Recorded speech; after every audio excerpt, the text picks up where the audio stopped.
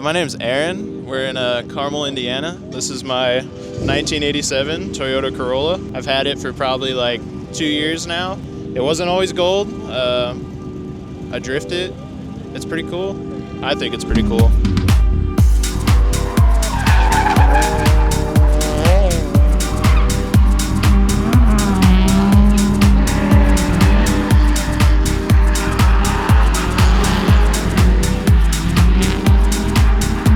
Yeah, we drift over at Kil-Kare in Xenia, Ohio with Drift Indy. So a lot of the local guys are from around here. So it's pretty cool to, I don't know, be in that community, and everyone around here is starting to do it. So I had a E36 before that, and I did about like 1.5 seasons in that car.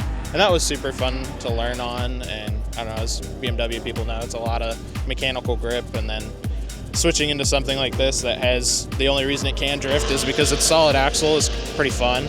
But I kind of just, I don't know, I wasn't really looking for any car in particular. I really wanted like a S13 or S14, but I stumbled across this for a good deal and then figured out it was a pile. So went through the whole thing, and now it's this, I guess.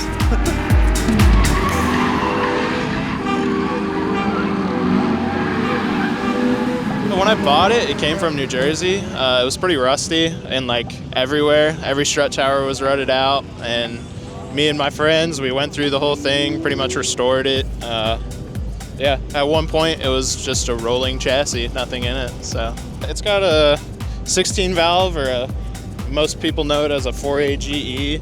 It's nothing too crazy, but it's pretty slow.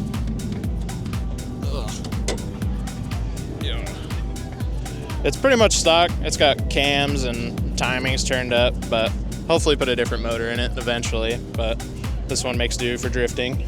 As far as suspension goes, it's on BCs. It's got Part Shop Max 4-link in the rear. It is a solid axle car, which is pretty cool for tire wear and stuff.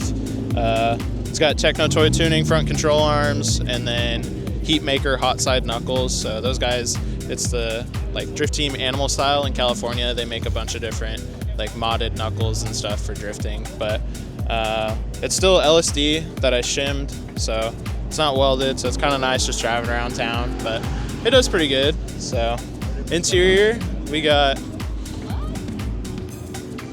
it's nothing too crazy, but the Buddy Club P1 seats, Techno Toy Tuning, delete panels, some random floor mats. I don't know, it's nothing, it's pretty cool. Pretty raw.